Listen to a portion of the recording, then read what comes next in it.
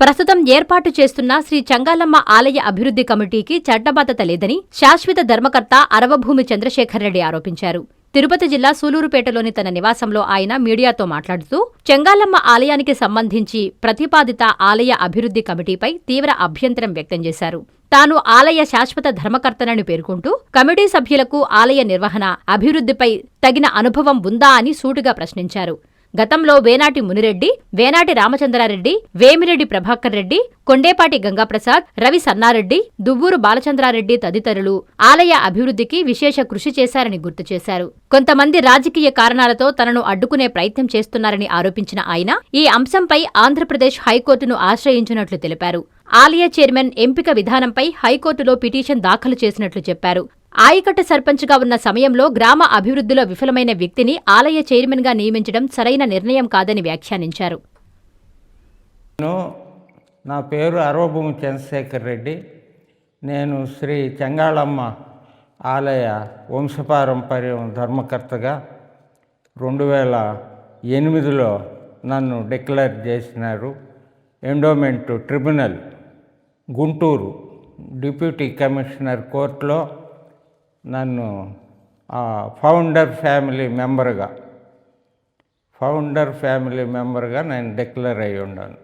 అది లాగాయితూ నేను అన్ని అమ్మని కార్యక్రమాలకి అన్నిటికీ అటెండ్ అవుతూ ఆమె బిడ్డలుగా మా వంశస్థులం ఆమె మీద అపారమైనటువంటి భక్తి శ్రద్ధలు కలిగి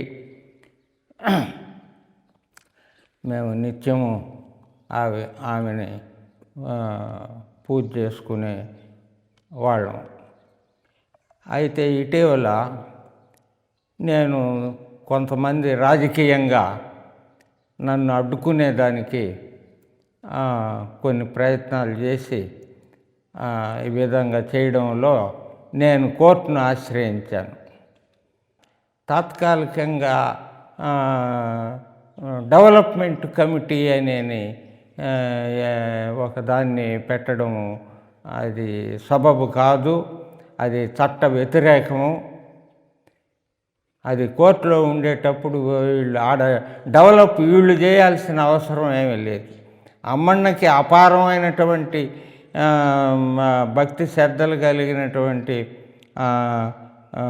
కొండేపల్లి గంగాప్రసాద్ గారు, తర్వాత ఆయన వేమిరెడ్డి ప్రభాకర్ రెడ్డి గారు, దువ్వూరు బాలచంద్రారెడ్డి గారు, ఇటువంటి వాళ్ళంతా కూడా అమ్మని సేవలో ఎంతో డబ్బు ఖర్చు పెట్టి వాళ్ళ సొంత నిధులు వెచ్చించి ఆమెకు చేస్తూ ఉన్నారు.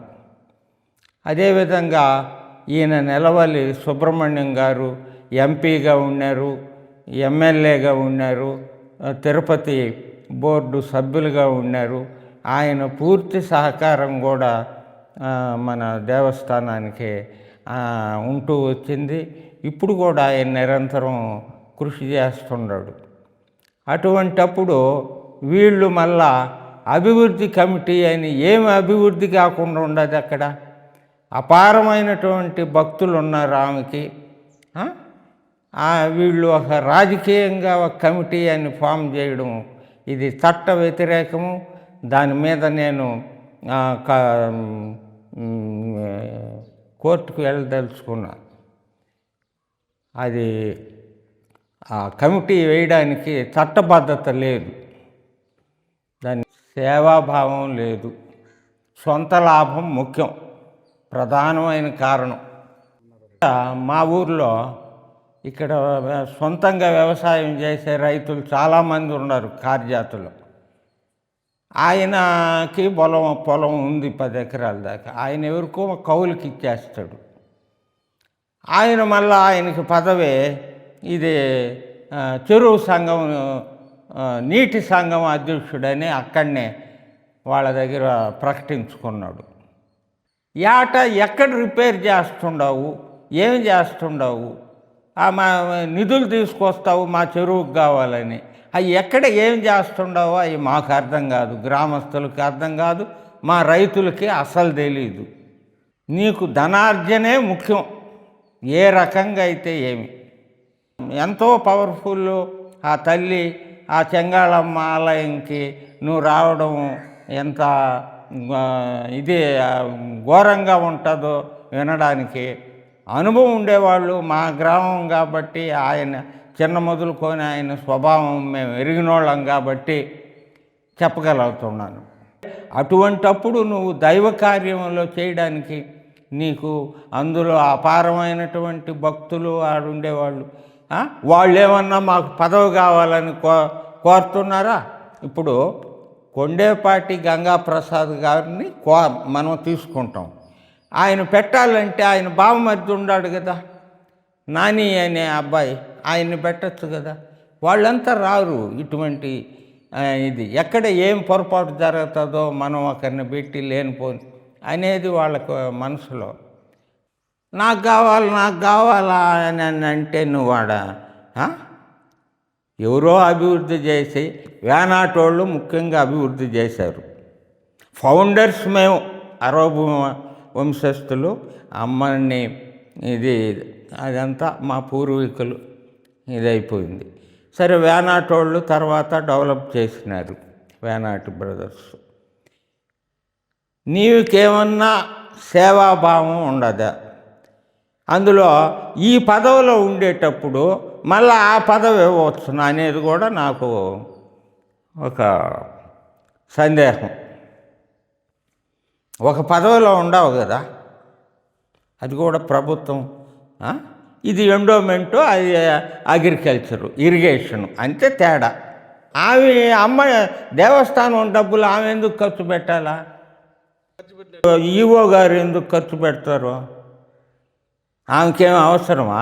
ఎవరు చైర్మన్ వస్తే ఆమెకేమి? ఆమె గవర్నమెంట్ ఎంప్లాయీ, ఆమె ఎండోమెంటు, ఆమె ఎందుకు ఖర్చు పెట్టాలా? కాంచీపురం పెరుమాళ్ సిల్క్స్ మీ పెళ్లికి మా శుభ కానుక.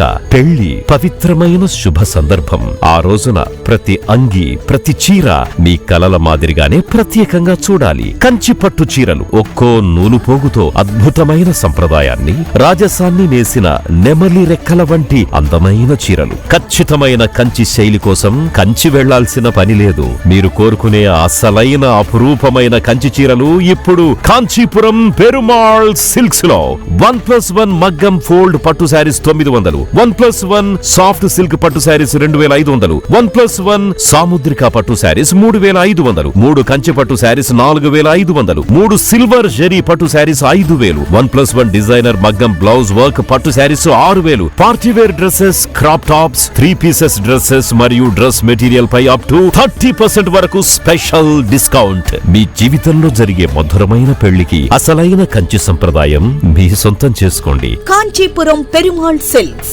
Women men kids, Annamayya circle, Nellore.